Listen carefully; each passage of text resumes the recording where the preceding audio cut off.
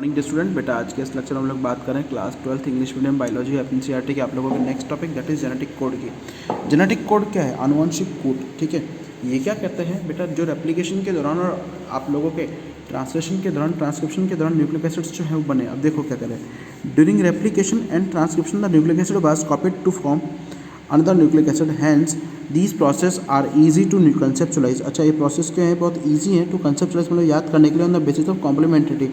The process of translation, जो translation का process है, require transfer of genetic information from a polymer of nucleotides to synthesize the polymer of amino acids. यानी कि अब पता क्या कह रहा है भाई, रेप्लिकेशन जो है उससे डीएनए से डीएनए बनता है, ठीक है, और ट्रांसक्रिप्शन से क्या बनता है? डीएनए से आरएनए।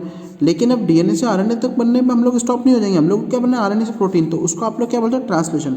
तो neither does any complementarity does exist between the nucleotides and amino acids nor could any non theoretically. ठीक है ना। अभी क्या कह रहा है कि कोई ऐसी कॉम्प्लीमेंट्रिटी का कोई अभी तक उल्लेख नहीं आया, कोई अभी तक किसी ने नहीं बताया कि कॉम्प्लीमेंट्री प्रोटीन ही बननी चाहिए। ठीक है, देयर एग्जिस्टेड एम्पल्स एविडेंस। अच्छा, उसके लिए ना कोई ऐसा कोई मतलब ठोस सबूत भी नहीं है। एम्पल होता है ठोस सबूत भी नहीं है। दो the support to support the notion that change in the nucleic acids, the genetic material were responsible for the change in the amino acids in protein। ठीक है, अब ये क्या कह रहा है कि इस चीज़ को बताने के लिए जो अमाइनो एसिड्स हैं प्रोटीन्स के, उनके बारे में पता लगा। This lead to the proposition of the genetic code that code direct the sequence of amino acids during the synthesis of protein. ठीक है, प्रोटीन के सिंथेसिस के दौरान अमाइनो एसिड्स का सीक्वेंस क्या है, काम में आया। If determining the biochemical nature of genetic material, अगर हम लोग बायोकेमिकल नेचर की बात करें जेनेटिक मटेरियल के, and the structure of DNA, और डीएनए के स्ट्रक्चर की बात करें, वाज वेरी एक्साइटिंग, ये बहुत अच्छा है। The proposition and the deciphering of the genetic code were most challenging. ठीक है ना भाई, जो जेनेटिक कोड का प्रपोजिशन है वो बहुत मेन चैलेंजिंग टास्क था, बहुत चैलेंज था उसका। इट वॉज ट्रू सेंस, एक बहुत ट्रू सेंस के अंदर। It require the involvement of scientist from the several discipline. अच्छा, इसमें अलग अलग तरीके के साइंटिस्टों ने अपना योगदान दिया। कौन कौन से थे? Physicist, organic chemist and biochemist and geneticist. ठीक है, सबसे पहले कौन से थे? जॉर्ज गैमो, एक फिजिसिस्ट था।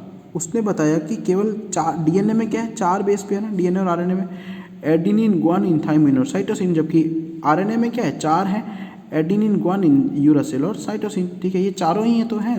ठीक है, अब वो क्या कह रहे हैं कि 4 बेस पेयर हैं जो 20 अमीनो एसिड्स को कोड कर रहे हैं। ओके, तो ये क्या कह रहा है कि उन्होंने पहली बात बताई कि एक कोडोन जो है वो 3 न्यूक्लियोटाइड से मिलकर बना हुआ होगा। This was bold proposition. अब 20 की बात अगर हम लोग बात करें तो 4 3 का बना हुआ था, 4 चौक 64, यानी अब परमुटेशन कॉम्बिनेशन का बना हुआ है। 4 की बात 3 अगर हम लोग मानेंगे तो 4 4 चौक 16, 16 चौक 64। ठीक है, ओके, तो ये क्या कह रहा है कि उन्होंने 16 कोडोन की बात की, 64 कोडोन की बात की। Providing proof the codon was triplet, उन्होंने ये बताया कि कोडोन जो ट्रिपलेट के फॉर्म में होगा, यानी कि अगर हम लोग बात करें AUG, तो ये 3 का फॉर्मेट होगा कोडोन का। Was more daunting task. अब ये कोडोन वाज ट्रिपलेट, और ये क्या एक बहुत इंपॉर्टेंट टास्क था, जिसे किसने बताया था कि केमिकल मेथड इसके लिए डेवलप किया डॉक्टर हरगोविंद खुराना ने, जो इंडियन साइंटिस्ट थे। ठीक है, इंडियन साइंटिस्ट थे। अब उन्होंने क्या बताया? Instrumental the synthesis of RNA molecule with define the combination of basis. अच्छा, उन्होंने आरएनए मॉलिक्यूल और डिफाइन कॉम्बिनेशन बेसिस के ऊपर बताया, होमोपॉलीमर और कोपॉलीमर। होमोपॉलीमर मतलब जो एक ही टाइप की यूनिट से मिलकर बने हो। कोपॉलीमर होना जिसमें एक दूसरे टाइप की यूनिट, फिर एक, फिर दूसरे, यानी कि 2 या 3 यूनिट से मिलकर बना हुआ था। पॉलीमर होता है एक लंबी चेन बनना है। ठीक है, फिर आया मार्शल नीरेनबर्ग, उन्होंने सेल्फ फ्री सिस्टम दिया प्रोटीन सिंथेसिस के लिए। Finally help the code for the decipher. Okay, और उसके बाद Severo Ochoa enzyme polynucleotide phosphorylase was also helpful in the polymerization of RNA with the defining sequence of the template independent। ठीक है, अब क्या कह रहे हैं ये इस तरीके के। अब ये जो कोडोन के लिए अमीनो एसिड्स के लिए जो टेबल बनी वो कैसे बनी? देखो, फर्स्ट पोजीशन पे यहाँ पर U है, सेकंड पे ये 4 दिए हुए हैं। ठीक है, थर्ड पे देखो ये एक एक में इंडिविजुअल दिया हुआ है। तो पहली वाली को अगर आपको इस वाले का बनाना है तो पहली को कॉमन रख दो, चारों आ गए U, दूसरी को कॉमन रख दो और तीसरी में अल्ट्रेशन हो जाएगा U। इस तरीके से ये अमीनो एसिड्स की पूरी टेबल। अब यहाँ पर देखो, यहाँ पहली कॉमन है U, दूसरी C कॉमन है, थर्ड में अल्ट्रेशन आ जाएंगे UCAG। ठीक है, यहाँ पर U, यहाँ पर फिर A आ गया, यहाँ UCAG, यहाँ पर फिर U आ गया, फिर G आ गया, फिर UCAG। तो इस तरीके से आ जाएंगे। अच्छा, आप लोगों को क्या याद रखना है? UAA, UAG और UGA, ये 3 तो हैं स्टॉप कोडोन, और AUG जो है ये मेथियोनिन अमीनो एसिड को कोड कर रहा है। ये क्या है, स्टार्ट कोडोन है, यानी कि ये होगा तभी आपकी प्रोटीन स्टार्ट होगी, और ये जब कोडोन होंगे तो आपकी प्रोटीन बनना क्या हो जाएगा, स्टॉप हो जाएगा। तो ये जेनेटिक कोड की टेबल है बेटा, आप लोगों को याद करनी है। Okay, the silent feature of genetic code are as follows. अब इसके साइलेंट फीचर जो कौन कौन से हैं, पहला है कोडोन जो ट्रिपलेट है, तो इसलिए 64 कोडोन अमीनो एसिड्स के लिए है, तो 3 कोडोन क्या है, फ्री है, इसलिए उसको स्टॉप कोडोन का नाम दिया गया।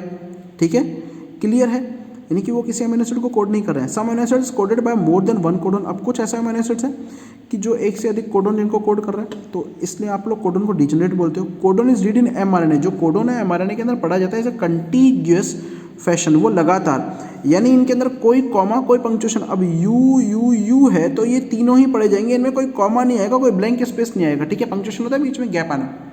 Okay, the codon is nearly universal. Codon जो है universal, for example bacteria to human, अगर बैक्टीरिया से लेकर और ह्यूमन की बात करें, U U U would code for the phenylalanine, वो फेनाइल एलेनिन को कोड करेगा।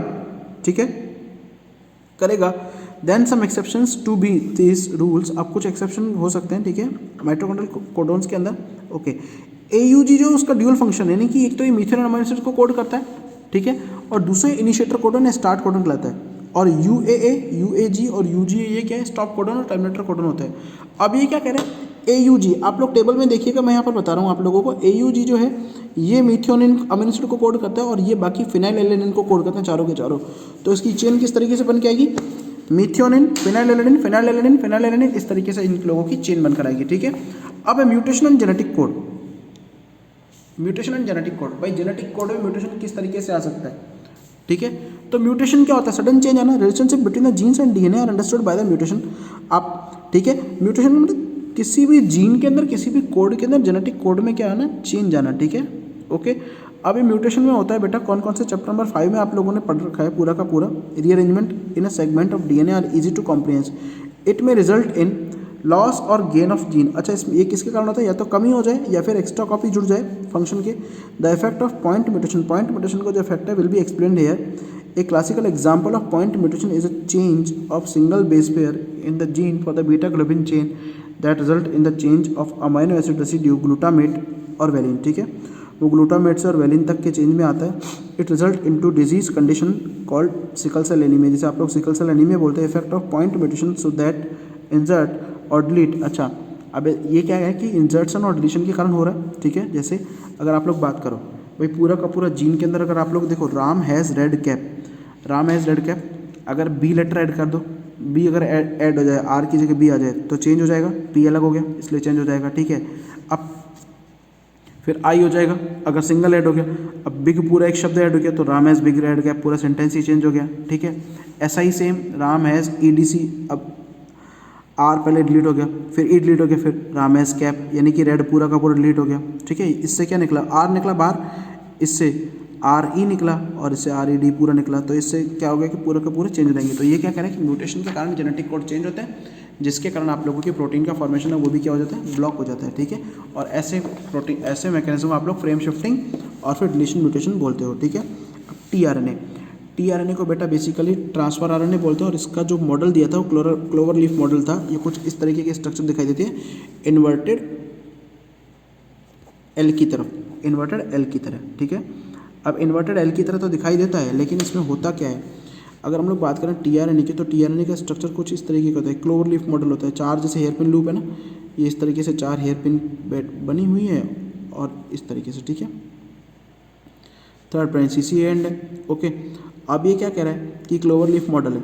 अब tRNA के अंदर बेसिकली होता क्या है, tRNA मॉडल के अंदर अगर मैं बात करूँ तो इस तरीके के है। ठीक है, ये होती है आप लोगों की एंटी कोडोन आर्म, क्यों, क्योंकि mRNA के कोड को रिकॉग्नाइज करती है। थर्ड पॉइंट CC एंड से आप लोग एसेप्टर आर्म बोलते हो। ठीक है, जो अमीनो एसिड से जाकर जुड़ती है। अब देखो, from the very beginning the proposition of code it was clear, ये क्लियर हो गया बाय द फ्रांसिस क्रिक ने बताया था, has to mechanism of the read of code and is to the amino acids because the amino acids have no structural specialisation read and code uniquely. ठीक है, वो क्या कहता है कि जो अमीनो एसिड्स हैं उनकी कोई भी एक स्ट्रक्चरल स्पेशलाइजेशन नहीं होती है। ठीक है, ही पोस्टुलेटेड, उन्होंने बताया the presence of adapter molecule that would one hand read the code for the other hand. उन्होंने बताया कि एक एडेप्टर मॉलिक्यूल है tRNA का, जो mRNA के कोड उनको क्या करता है, रीड करता है। ठीक है, क्लियर है। Okay, the tRNA then called snRNA, से आप लोग SRNA सोल्यूबल RNA बोलते हो क्योंकि थर्ड प्राइम CC एंड की उपस्थिति के कारण और यूरिडिन ग्रुप के कारण ये क्या करता है, पानी में सोल्यूबल हो जाता है, ठीक है। Before the genetic code was postulated however the adapter molecule is assigned much later. tRNA जो है उसके अंदर एक एंटीकोडन आर्म होती है, ये रही एंटीकोडन जो कोडन को करती है, ठीक है। एक एक्सेप्टर आर्म होती है जहाँ पर अमीनो एसिड्स जुड़े हुए हैं, okay. Has to bases complementary of to the code, it is also has an amino acid acceptor end, इसका अमीनो एसिड एक्सेप्टर एंड भी होता है, to which it bind to amino acids, जो कि amino acid से जाकर जुड़ते हैं। tRNA आर स्पेसिफिक, ये स्पेसिफिक होते हैं फॉर ईच अमीनो एसिड्स, हर एक अमीनो एसिड के लिए। फॉर इनिशिएशन के लिए there is another specific tRNA, कोई दूसरा स्पेसिफिक tRNA भी हो सकता है, that is referred to as initiator RNA, जिसे आप लोग इनिशिएटर RNA भी बोलते हो, ठीक है। There are no tRNA for the stop codon, stop codon के लिए कोई tRNA नहीं होता है, ठीक है। The secondary structure of tRNA has been look like of clover leaf, अच्छा क्लोवर लीफ की तरह दिखाई देती है, जो मैंने भी बताया था। एंड एक्चुअल स्ट्रक्चर जो है उसकी कॉम्पैक्ट मॉलिक्यूल है which look like inverted L, जो कि एक उल्टे एल, उल्टा अगर आप लोग एल बनाओगे तो इस तरीके का दिखता है उल्टा एल, उल्टे एल की तरह दिखाई देती है, ठीक है। अगला है ट्रांसलेशन। ट्रांसलेशन का मतलब बेटा पता है क्या है, प्रोटीन सिंथेसिस, प्रोटीन सिंथेसिस, ठीक है, ओके। यानी कि translation refer to the polymerization of the amino acid की chain to form a polypeptide chain की। अब अमाइनो एसिड भाई एक जुड़ गया, दूसरा जुड़ गया, तीसरा जुड़ गया, चौथा जुड़ गया, तो इसको आप लोग बोलते हो पॉलीपेप्टाइड, ठीक है, पॉलीपेप्टाइड। और जो डीएनए की चेन होती है उसको आप लोग क्या बोलते हैं, पॉलीन्यूक्लियोटाइड, ठीक है। In order to sequence the amino acids are defined by the sequence of bases in the mRNA के बेसिस के कारण दिखाई देता है। The amino acids are joined by the bond which is known as peptide bond. कैसे बनता है peptide bond, amino acid में एक में तो होता है बेटा कार्बोक्सिलिक ग्रुप, दूसरे में होता है NH2 group.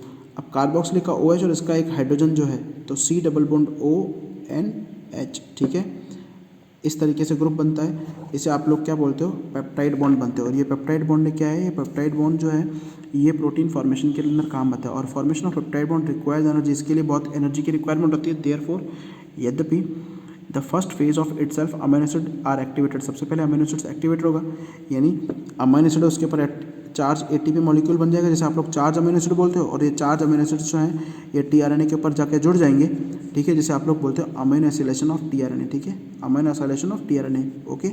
If to charge, अब देखो ये दोनों के दोनों चार्ज मॉलिक्यूल आपस में आ जाएंगे, आने के बाद क्या करेंगे, अब जैसे अमीनो एसिड्स आकर जुड़े, ठीक है, तो tRNA इसको कैरी करता हुआ लेके आएगा। अब जो ये राइबोसोम है, ये mRNA के ऊपर जो राइबोसोम आकर जुड़ते हैं, इस राइबोसोम में 3 साइट होती हैं, E, P और A। E तो होती है एंट्री के लिए, यहाँ से tRNA अंदर एंट्री करेगा, चार्ज tRNA, P मतलब पॉलीमरेशन, यहाँ पर पॉलीपेप्टाइड बॉन्ड का फॉर्मेशन होगा, और A होता है अल्ट्रेशन, चेंज होना, ठीक है। अब देखो यहाँ पर लेकिन बुक में 2 लिखी हुई है, would be favour the energetically the presence of catalyst would enhance the rate of peptide bond formation, ठीक है। अब एनर्जी जो है पेप्टाइड बॉन्ड के फॉर्मेशन को एनहांस करती है। द सेलर फैक्ट्री मतलब ribosomes responsible for the synthesis of protein, ठीक है, वो राइबोसोम है। The ribosome consist of structural RNA, उसमें RNA होता है, ठीक है, 80 डिफरेंट प्रोटीन होती है। That inactivate it exist as 2 सब यूनिट, इसकी 2 यूनिट है, लार्ज सब यूनिट जो ऊपर कैप के फॉर्म में लगती है, नीचे छोटी यूनिट होती है। व्हेन द स्मॉल सब यूनिट एनकाउंटर द mRNA, जब वो छोटी स्मॉल सब यूनिट जो है एनकाउंटर इसको आप आकर जुड़ेगी, the process of translation of mRNA codon है वो उस स्टार्ट हो जाएगा, ठीक है, यानी कि स्टार्टिंग के लिए सिग्नल भी देता है। There are 2 site of large subunit, 2 site होते हैं लार्ज सब यूनिट के ऊपर, वही EP साइट लिखी हुई है इसके अंदर, ठीक है, लेकिन उसमें मैंने 3 बताई थी, मेजर वैसे 3 होती है, ओके।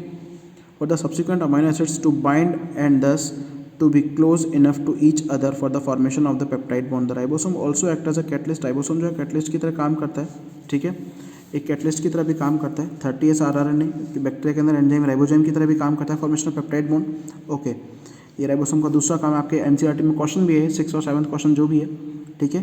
ट्रांसलेशन mRNA जो है वो सीक्वेंस RNA जो है flank by the start codon. अब जब स्टार्ट कोडॉन AUG मिलेगा तो AUG से ही ये स्टार्ट होता है, ठीक है।